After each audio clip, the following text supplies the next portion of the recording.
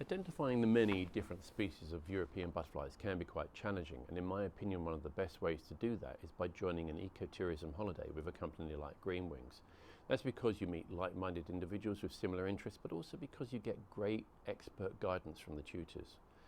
Now, I've been fortunate enough to have been asked by Greenwings to co-lead trips to northern Greece and southern Greece, and on my last trip I went with the accomplished illustrator Richard Lewington. Richard really has a good grasp on the identification of the different blues found in Greece, and in the next bit of film you'll see him showing the diagnostic features which separate some of them. I guess if you want to learn more about identifying the blues that he doesn't mention, you might consider joining us on a Greenwings trip, or you could participate in a volunteers trip to Corfu to help Corfu butterfly conservation with the Corfu Butterfly Survey. But if it's got checkered wing fringes, then here it could well be, or is most probably, Adonis blue. So if we look for that, that narrows it down to very few butterflies. Chalk-hill blue has got checkered wing fringes.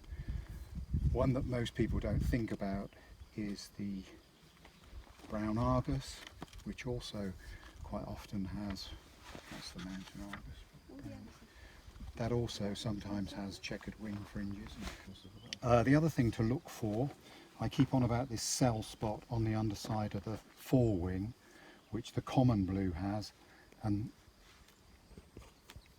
the cell spot is that spot there.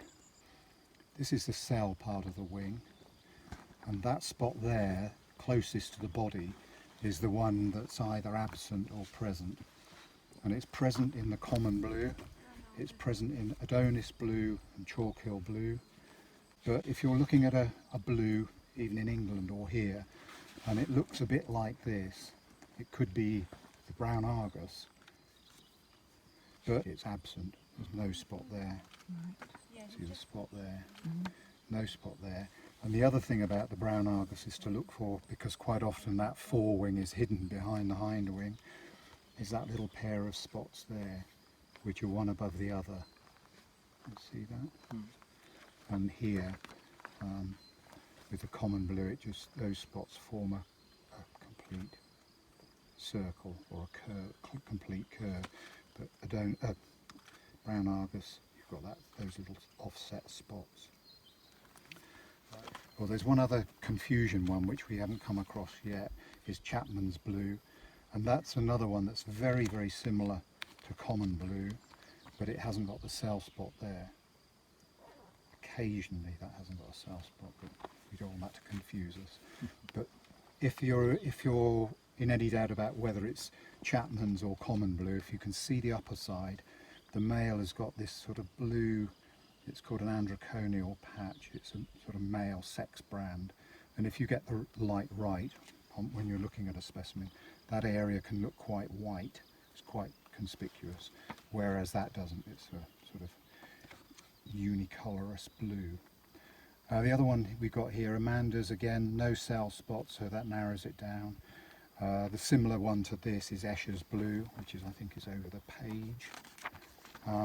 Neither of them have got cell spots, but you'll see the orange fizzles out on the Amanda's blue, whereas Escher's blue, it's pretty continuous.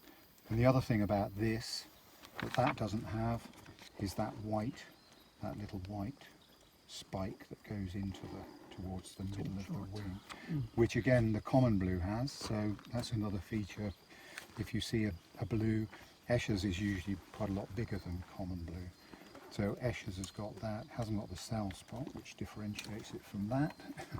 These are all things that, you know, by looking at individual specimens you'll pick up. The Zephyr blue we were looking at down there, very much like a common blue again, but quite often the males have, that was the black spot I was talking about, and often a few more there. Again, no cell spots, so it's not common blue.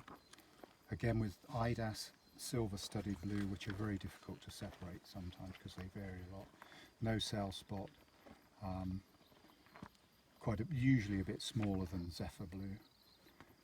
The definitive feature is a tiny little spur only on the males of the silver studded blue, which the Idas blue doesn't have, but that's a sort of microscopic thing that you need to look at. But they can be very difficult to separate. Usually Idas blue has a much narrower black border. Silver study blue has usually got a broader border. So this is the Meleager's blue, and yeah, as Peter says, it's got this prominent, almost a tail. It's got a fairly plain underside, but it's got this quite scalloped margin to the hind wing. Females are unmistakable. They're much more Have you ever seen this other dentated. form, this Stevenii, is it called? That one, yeah, we had both last year. Did you really?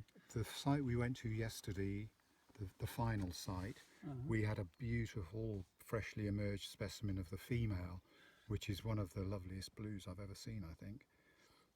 You can see the colours are different as the light hits it. But yeah, we had a few of the brown form, which aren't quite so dramatic. But yes, it's that very strong scalloping, especially in the female. The other one we had was that Dan had was the turquoise blue, which is this one here, which is quite superficially in flight. It can look like the Adonis blue, a very bright blue turquoise, but you notice it's got absolutely no black markings on the fringes. And if you see the underside, it's quite distinctive. It's got very pale marginal edges. So that's one to look out for. Should be around. And then eventually we've got another group, the anomalous blues, which are not blue, they're brown. And we'll cover those when we get to them, because they're quite tricky. Right, now I'm going to test you all now on the various spots on various blues. No, I'm not. But at least those are the points, the areas to look at, particularly that cell spot, whether it's present or absent. And that white point that goes in that the common blue, Escher's blue has, look out for that. And it's a process of elimination really, if you can see these different points and spots and whether they've got checkered wing fringes. That's the various ways. I would recommend that you watch that video a number of times because there's an awful lot of information in it. The book that Richard was using was the Collins Butterfly Guide, which was written by Tom Tolman, and of course Richard did the illustrations himself. They are fantastic illustrations, and they really help to look for those diagnostic features that he was pointing out. I also like to use it in conjunction with Tristan Lafrancis's book, Butterflies of Europe. This book is of course out of print, but you can get a PDF copy from Tristan if you email him directly. Tristan's book is helpful because it's a key, and using this in conjunction with Richard's illustrations makes identification so much easier. Well, I wish you well, and I hope that you have great fun identifying the European blues.